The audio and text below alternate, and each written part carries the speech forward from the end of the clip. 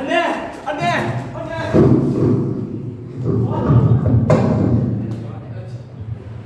அண்ணா அண்ணா loan வந்துருக்கு.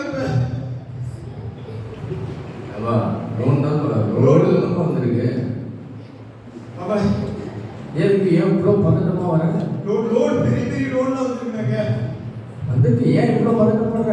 Load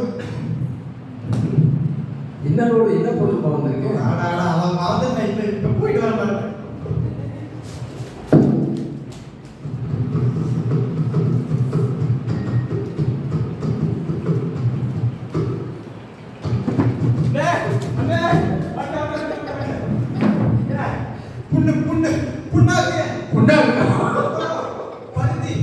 பருத்தி ரெண்டு மூட்டை 150 மூட்டை வந்துருக்குண்ணா. ரோடு வந்து இறங்கிருக்குண்ணே.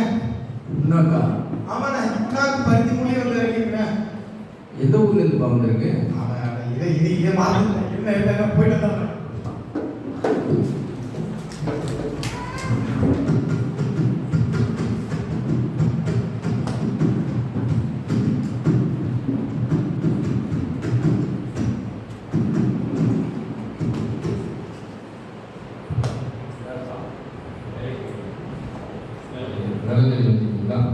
என்ன படிச்சிருக்கீங்க? படிச்சிருக்கீங்களா? சரி. என்ன செய்வீங்க? என்ன அனுபவம் இருக்கு உங்களுக்கு?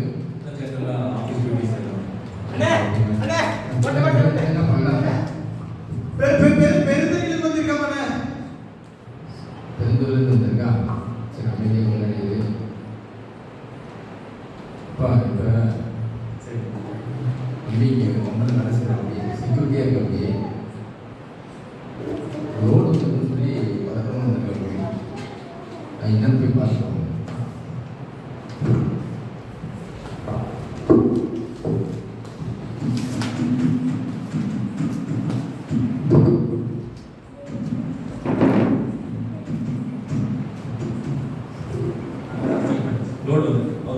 என்ன வந்து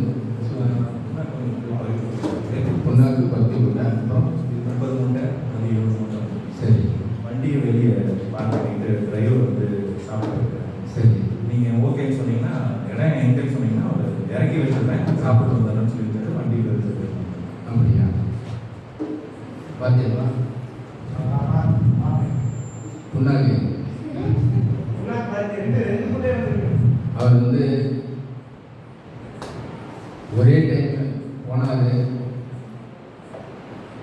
போனாக்காரு அமிச்சக்காரு போய் பார்ப்பாங்கன்னு சொன்னேன்.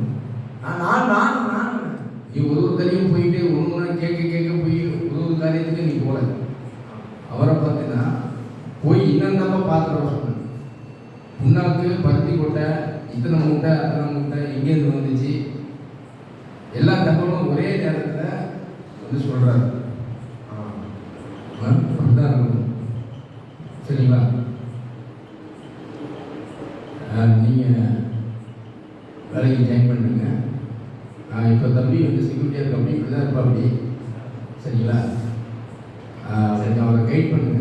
சரி தம்பி, நீ போய் அவர்கிட்ட போய் சொல்லுங்க. இந்த ரோடு வந்துருக்கு இல்லையா, எங்கே இறக்கணும், எப்படி இறக்கணும், எந்தெந்த மூட்டையை எந்தெந்த செக்ஷன் வைக்கணும், சரியா பார்த்து அவருக்கு சொல்லு.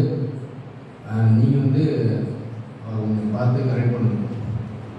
பார்த்துங்க. நீங்கள் உங்களுக்கு உண்டான அந்த காரியங்கள்லாம் அவர் வந்து கொடுங்க. சரி, சரிங்களா?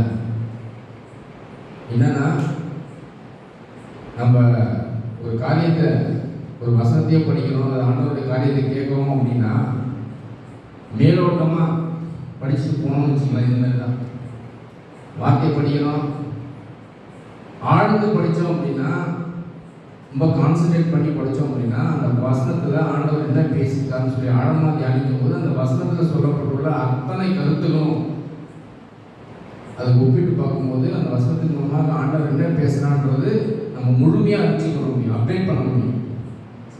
அப்படி வந்து ஆழ்ந்து படிக்கலை, மேலோட்டமாக படிக்கிறோம், கடமைக்காக படிக்கிறோம் அப்படின்னா இப்படி தான் எந்த விதமான இந்த வசனத்தை குறிச்சுதான ஆவிக்குரிய நிலைமையில எந்த விதமான அப்டேட்டும் இல்லாமல் இப்படி தான் இருக்கும். சரிங்களா? அப்டேட் ஆகணும். ஆண்டவர் காரியத்தில் நம்ம ஆண்டவர் காரியத்தில் கேட்ட வசனத்தை கேட்டாலும் சரி, செய்தி கேட்டாலும் சரி, வேதத்தை படித்தாலும் சரி, அது முழு மனசோட ஆழமாக நம்ம வாசித்து தியானிக்கும் போது ஆண்டவர் அந்த வசனத்தின் மூலமாக சொல்லக்கூடிய காரியங்களை நம்ம முழுமையாக கற்றுக்கொள்ள முடியும். அப்படி கற்றுக்கொள்ளும் போது நம்முடைய வாழ்க்கை